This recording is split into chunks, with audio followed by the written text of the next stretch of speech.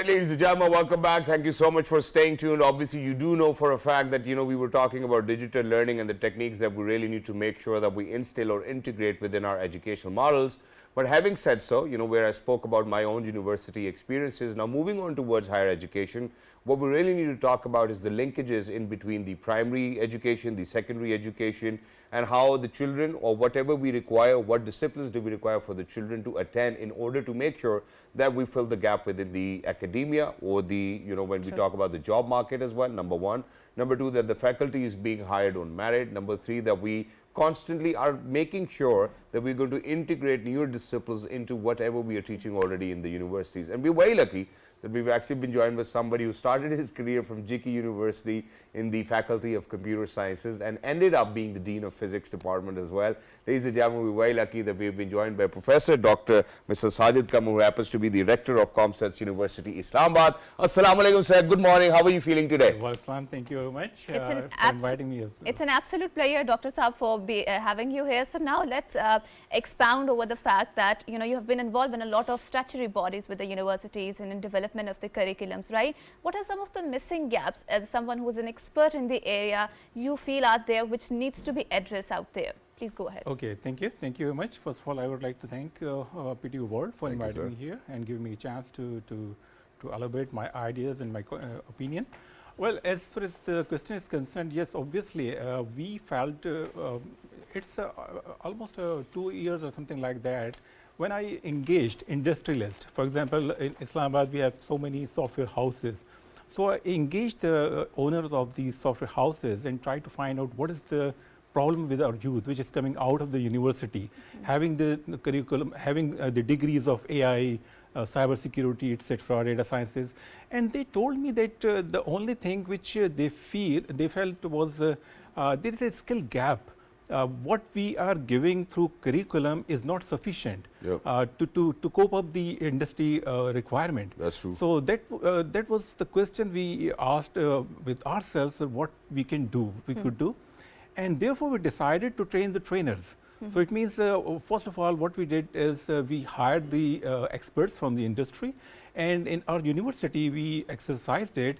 And finally, we managed to, first batch of our trainer from computer science department, who are basically the faculty members and instructors there. They were trained by the industry people. And then we were able to engage the government as well. You remember there was an initiative taken by the Federal Education Ministry that they engaged 4 universities in which COMSATS was also included. And the objective was to train the people through engaging the colleges. Dr. Saab, I'm sorry for interjecting here, but my question revolves around the concepts. Thank you so much for highlighting that there is a gap between the academia and market nexus, right? So in order to fulfill that, a lot of universities want to hire people from the market so that they can teach with their own experience, right? And extemporate over what are the missing gaps there. But the thing is, the problem arises is that there are certain HEC certified or I don't know, maybe from the university designated outlines, course outlines, right? And there are universities which do not allow you to move away from the outlines, and a lot of outlines are very, I would say, they're redundant because they were made 10 years ago, 12 years ago. For example, we need to have these many credit hours, to get a degree. No, I'm not talking about that. So they do not incorporate the concept of artificial intelligence, for example, ChatGPT, because these are the technologies which are coming now and they are rapidly evolving, right? So they do not talk about those technologies. So how can we fill that gap? The point is, apart from the fact that curriculum is there, we have to go through a certain number of credits, but there is an opportunity for the student. That is the final year project. And that is based on 2 semesters project. So why not to engage the industry related projects there? Why not to incorporate the latest technology which is required to be taught? Although maybe we are not coping with the curriculum to tackle these issues, but the final year project is something where we can easily cope up with all the requirements. Exactly. And sir, in addition to this, I think I have another very amazing or primary example that that I was actually visiting England and I saw my doctor, and he happens to be one of the finest spine surgeons in the world. Alhamdulillah. And imagine what he did. So he thought of an idea that, okay, that this is the kind of equipment that I can use for minimal invasive methodology, or the way that the operation was done, you know, very successfully known as keyhole surgeries. He went to Oxford University research team and he said that, hey, you know what, I need this kind of robotics, can you help me figure it out? And then that's what Oxford University did. They built the entire robot, which can actually now help them to do the surgeries. Now, how do you think that, you know, whatever industry we have over here can come and sign their memorandums of understanding with universities that these are the projects that your students need to do and will help us evolve the industry itself? Exactly. This is the right approach. Yep. And this is what we have to do. And we have already started in COMSATS University, at least to my knowledge. And we have also engaged industrialists and trying to engage more industrialists on our statutory bodies. For example, Imtiaz Raskar, you know about the person, Yep. it's very well known. He is our statutory body. He is one of the leading member of the committee which is steering the matters of the ORIC. ORIC is basically the Office of Research, Innovation and Commercialization. Wonderful. So we engaged Imtiaz Raskar there to find out the ways how we can engage the industrialists to the academia. You rightly pointed out, there is a missing link between industry and the academia. And this is something which we have to do a lot. And I guess my opinion is that we have to come forward. Instead of looking for the industry to come to our university, we have to come forward. So that's exactly what my question is now. Now imagine, Alhamdulillah, you happen to be the rector yourself. You have a very lucrative profile, a career that you've built, you know, from computer sciences to physics and then, you know, quantum physics, whatnot. Now, how many times have you seen that your university, whatever they earn, you know, that's not the question, that they invest back into the students, not just the infrastructure itself, that, okay, yeah, these are the activities that we need to make sure that the students are indulged in. This is the robotic facility that we're going to provide them. These are the kind of laboratories that they need, you know, in order to kind of match their pace with the evolving technologies. Well, this is the question very near to my heart because last year we decided to build and restructure all the facilities available to the students. And we did a lot. This summer, my team was actively engaged, and each campus, we have 7 campuses, and each campus we have given the deadlines so that you can cope up with all the matters, all the problems which basically the students are facing for the long time. And we have to, so we made a tremendous effort to, although the finances are constrained to us as well as you know, but keeping in mind our finances, we have done a lot of things. And I do invite you, if you possible, you do visit our university. We will, sir, we will, inshallah. You know, we would love to do so. You will see the change there. Inshallah. Right. And I think that change is the need of the hour. So now let's carry forward our conversation, because we have shed the light on the higher education, I would say the graduate education. So now let's move forward towards the education service, because we were talking about 2 different streams of education that are lying inside a country, right? Or I would say 3, because madrasa education is also an education, right? So we are talking about OA levels, we are talking about FSC, the metric, and then we are talking about madrasa education. And there has been a lot of conversation, and our state is actively engaged in making sure that there are uniform opportunities given to students who are coming from all 3 sort of education. And if my memory serves me right, because my father used to have this conversation with me, and he used to say some of the very bright, brilliant students, they used to go to public schools, right? This was their standard. But now, unfortunately, I don't know what went wrong, but the private schools have propped up, right? Because they are,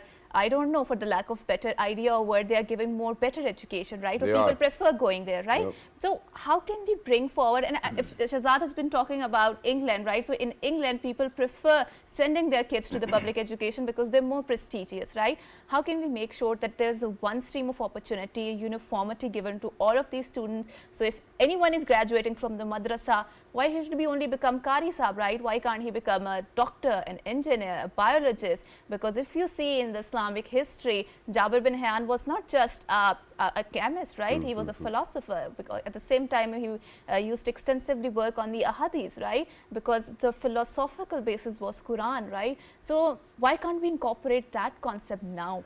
Well, again, this is again very near to my heart, this question, because I studied a lot about these differences. And as you mentioned about your father, maybe your father is of my age, and I remember that time. We used to go to the public schools. Not there was no private school, no city school, no concept of private schools. No kind of these schools which we have now have. I remember in Islamabad, all of the people, whether they belongs to the staff, they belongs to the bureaucracy, they belong to the whatever the background is. Yes. Yep. They used to go to ICB, Islamabad Yes. College for Boys. There was only one school. Yeah. And right now, if you just try to find out how many people from this ICB are leading the different ministries as secretaries, additional secretaries. So it means there was a very good system available there, but unfortunately, we lose that opportunity. We lost it, and how to come back? Now, the question is how to come back to that one. True. Well, I would like to give an example of the Finland. Finland is the best education system is in Finland, primary education and secondary education. And reason is not that that they are spending a lot of money on their school system or not, because most of the countries in Europe and America, even United States, they are spending more money than Finland, but they are The not model is not the same. coming Yeah. to near to Finland education system. What is it that they're doing differently? Yes. They focus only 2 points: teacher and student. Okay. Their main philosophy is behind you have to give the best teacher from yes. and because if the best teacher is available, then they can deliver best. True. And it's a very competitive process in Finland to get a school teacher job, and very lucrative one. Contrary Exact- to Pakistan, because Exactly. right, anyone And can that's- become I don't teacher like to here. mention that, Yes. but you mentioned But that's how rightly. it needs to be over here as well, sir. Now imagine that we, right at the start of the show, we did speak about, that how merit needs to be ensured with faculty hirings as well. Now imagine that if there's a teacher who's been teaching probably mechanics or engineering or whatsoever, there's been so much of evolution technology. There are 3D printers out there. The entire concept of building a house is actually changed as well. True. So don't you think that with teacher training is fine, but they really need to go through some vigorous trainings to learn about newer techniques, and how does a university invest in that? Now imagine, I've seen universities where a professor, when he came probably or joined the university in 1995, is still there teaching the same subject with the same book. There's nothing new about it, and that's what exactly is wrong with our secondary or primary education, because with public schools they have never ever thought about bringing in new syllabi, new teachers, or probably new subjects. Now this is the exact question I asked my wife the other day. And I was like, you should keep the same books, because that's how we studied. We used to, probably our elder siblings, when they used to graduate from a class, our mother and father would keep the books safe so that we can Pass use down, them, yeah, right? yeah, yeah. Now my wife told me, and that's why that private schooling actually went up, is because of the fact that they are changing. They're changing like that. The books that my elder daughter has read or memorized or have appeared in the examinations of are now different for the younger ones. So how do you think that we need to work on that? Well, you rightly mentioned change is inevitable, Yeah. correct? And just to give an example of Nokia, Yeah, everybody knows about Nokia. Nokia was the pioneer. true. But what happened to Nokia? Exactly. Because they did not follow the change. And their CEO said that as well. Yes, Yep. yes. We didn't. He said, I did not do anything wrong. But somebody said, you did not do the right thing as well. Yeah. So you are rightly mentioned, and at least in COMSATS, what we follow is we regularly revise the curriculum. We regularly try to find out what are the gaps available in the curriculum. So there is a system available. Similarly, we try to engage the professor, the senior most professor, to the basic level, first year, first semester, Grassroots, yeah. even myself, I for a continuous many semester taught this mechanics course. So you were a bright student, now you were a faculty in GK University. No, yeah. not at all. Yeah. The only thing is, I changed my teaching style. What I did, I tried to give the models there. I tried to engage the student to build the models based on the mechanics principle. True. And these are very simple models. Yeah. I made a restriction on each group that do not spend beyond 1500 rupees.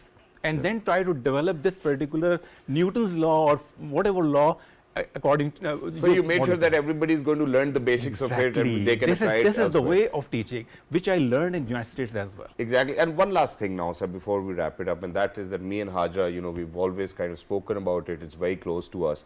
Now imagine what happens in our household is, unfortunately, as Muslims, that we, kiss the holy book Quran, keep it up somewhere, do not read it. Now imagine that, Quran is not only about our religion, but it teaches us about humanity. It teaches about sciences. It teaches us about how the world works, how the globe works. and everything's included in it. Don't you think that in days to come we really need to make sure that we take out that knowledge which Allah has actually given us and make it a part of our curriculum, not just to learn as our religion, but to rather learn as science as well, or as humanities as well? And I think I would like to club my question with Shahzad because of the paucity of the time. So, sir, we've seen, do you think there is a need to, for the Islamic studies to revamp this concept? Because we often read Confucius, right? Because it is included in the humanities or ethical studies, right? Why can't we incorporate the same sort of thing when we talk about Nahjul Balagha, because they're wonderful sayings of Hazrat Ali alayhi salam, right? So when we talk, but it is clubbed under theology, it is clubbed under the Islamic studies, right? Why can't we make it part of the humanities or ethical studies in that matter? I think there is no harm in teaching this Islamiyat and Pakistani course as separate. Of course there is no. But what I think, I would like to answer one of your previous, maybe the answer of that one is also lies there. Sure. Right. You talked about madrasas. The only thing, I talked to madrasa people, their Nazims, whatever you call them, and they are ready to accept the challenges of the new technologies. True. The only thing is they would like to be incorporated inside their system. Right. And some of the madrasas, even in where I lived, there are some madrasas, they are now science schools. Their students this time in matric, they got very good positions in the board. Mashallah. So the thing is that we have to give the freedom, we have to teach them how to, and we have to support them. How can the technology can go into the madrasas? Wonderful. Because the missing link will then answer your question as well. Exactly, and that's exactly what it is. But thank you so much, sir, for beautifully wrapping it up as well, Professor Dr. Sajid Saab. Thank you so much for being Thank with you us. so much. Thank you. And I believe that, such are the rectors that we require for all our universities are out there as well. Bye.